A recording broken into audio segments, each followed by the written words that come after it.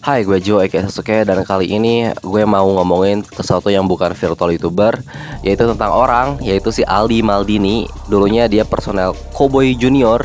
Nah, di sini di channel ini biasanya gue bilang kalau kalian tidak tahu si A, berarti kalian tinggal di Goa. Itu tuh guys, cuman hiperbola anjir. Kalian tidak tinggal di Goa, kalian itu civilized. Tapi untuk case yang ini, kalian tidak tahu Cowboy Junior, kalian literally tinggal di Goa anjing. Karena ya secara it's fucking Cowboy Junior.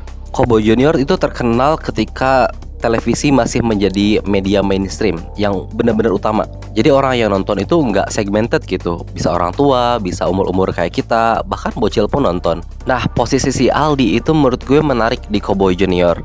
Karena secara yang kita tahu ya, Cowboy Junior, face-nya itu ada Iqbal.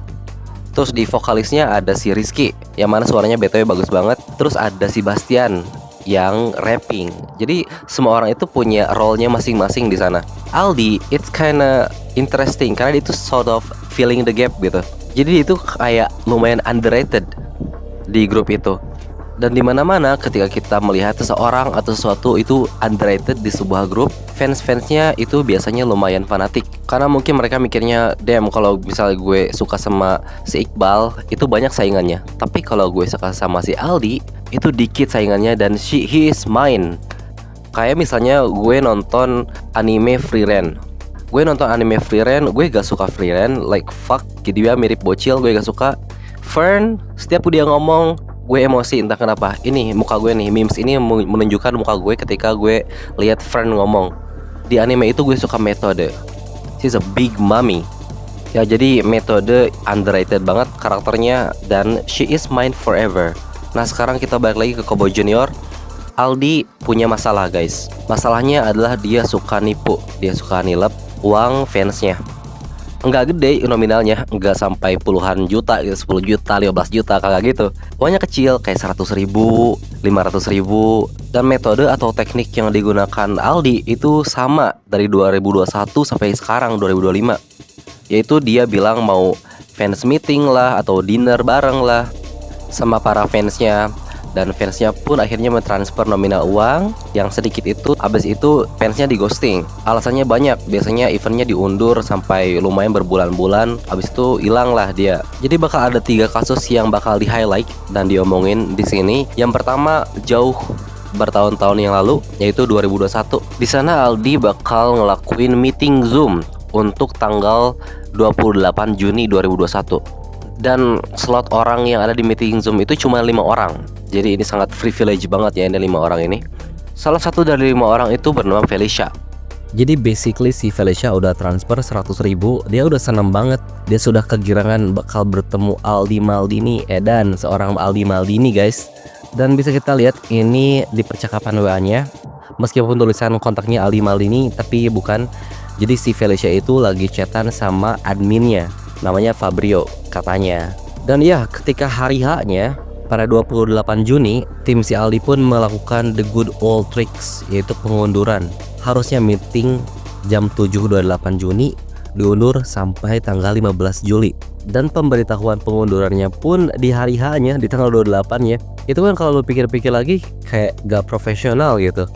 Gue punya spekulasi kalau misalnya si Aldi itu lihat uang cepet 500 ribu kayak ya udahlah apaan sih anjing cuma 100 ribu, ya udah ikhlasin aja. Kayak gitu vibesnya. Nah, karena si Felicia diundur mulu tuh Zoom meetingnya, akhirnya dia mau refund. Kata si Felicia, fuck that shit, gak jelas, aku mau refund saja. Kembalikan uang 100 ribuku.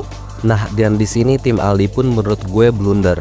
Ini untuk percakapannya, kita bisa lihat kalau si Felicia itu udah capek gitu, udah gak sabar lah sini gitu, mana duit gue mau refund. Kalau gue jadi adminnya, it simply cuma minta maaf dan refund, beres. Somehow tim Aldi tidak begitu.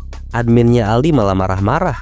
Dia bilang, mohon maaf bisa kirim rek biar saya refund. Anjing tanda seru 3 kali tuh. Anda doang yang minta refund, soalnya terima kasih, segera kami kirim bukti TF-nya. Dan fun little fake, uangnya belum di refund. Meskipun dia adminnya udah ngomong kayak gitu, uangnya belum di refund guys.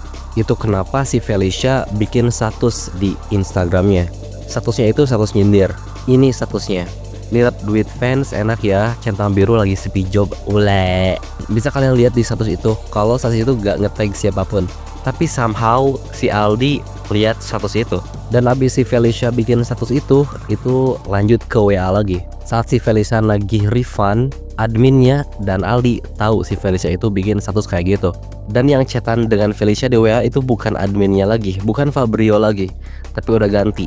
Jadi the man, the myth, the legend, Aldi sendiri yang ngechat Felicia. Menurut gue sebagai seleb, dia kan udah maksudnya seleb ya, bukan micro seleb, udah selebriti lah. Hal-hal kayak gini, status si Felicia itu harus ditangani dengan serius. Mungkin lu bisa minta maaf sama negosiasi nih sama si Felicianya buat hapus status itu, terus bikin si Felicia minta maaf. Ada namanya damage control gitu. Harusnya sih kayak gitu ya, harusnya. Tapi di sini Aldi mungkin pikirannya gak sampai sana gitu. Dia tidak berpikir ke depan, bukannya minta maaf dan lain-lain, dia malah marah-marah. Bisa kalian lihat sendiri di chatannya. Dia bilang, "Oi Teme, mau ditransfer berapa sama gue?" Bukan cuma kayak gitu, tapi di percakapan selanjutnya si Aldi lebih barbar lagi.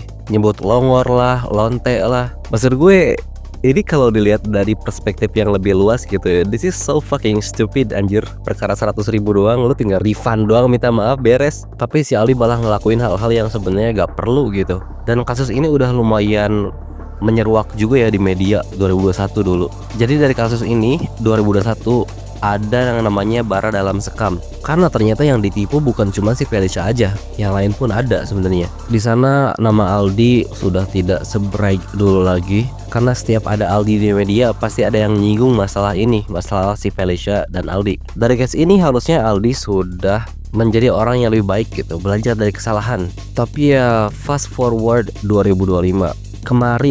Mei kemarin guys, dia berulah lagi. Jadi ada fans Aldi yang ditipu namanya Alia Zara. Dia bikin sebuah tweet dan tweet itu ditonton sekitar 18 juta kali saat video ini dibuat. Dan nama Aldi pun masuk ke trending Twitter. Tapi kalian please jangan klik, kalian gak usah klik, karena somehow isinya itu tete semua, nenek semua anjing. Cewek-cewek ngajak VCS, fuck Twitter lah. Dan kasusnya si Alia Zara ini sebenarnya 11-12 kayak kasusnya yang di tahun 2021 si Felicia. Biasa Aldi mau ngumumin kalau dia akan melakukan sesuatu, fansnya transfer, habis itu di ghost kayak gitu terus. Nah, untuk yang di tahun 2021 kan itu live Zoom meeting ya. Ini masalahnya dinner. Dia mau dinner bareng sama fansnya. Dan uang yang harus ditransfer bukan 100 ribu, tapi 500 ribu. 500 ribu mungkin buat si Aldi itu kecil ya, itu uang remeh. Tapi kan bagi fansnya itu lumayan signifikan lah 500 ribu itu. Kasus ini dimulai pada November 2024. Jadi udah beberapa bulan yang lalu lah. Si Aldi bikin status dinner yuk katanya. Dan si Prince, BTW si Prince itu si Alia Zara, tapi kita sebut dia Prince biar lebih singkat. Dia si Prince gak banyak bacot, gak banyak babi bebo, langsung transfer 500 ribu. Saking pengennya dia ketemu Aldi. Bahkan di sini si Prince pun ngejelasin di tweetnya kalau memang Aldi itu adalah idolanya dari dulu, orang yang ngasih harapan ke si Aldi di tengah kontroversial di tahun 2001. Jadi untuk sedikit konteks, si Prince itu berdomisili di Bandung. Jadi mereka bakal dinner bareng di Bandung sama Alovers yang lain. Tapi ya man, the classic Aldi move, dia di ghosting. Bahkan si Prince udah follow up gitu, ini gimana nih jadinya, jadi gak? Bahkan pas si Aldi lagi ada di Bandung, si Prince kagak diajak anjing. Kayak lucu banget kan ini. Kalau kalian lihat updatean chat si Prince itu selang waktunya sebulan, berbulan-bulan. Dia ngechat Desember, dia di ghosting.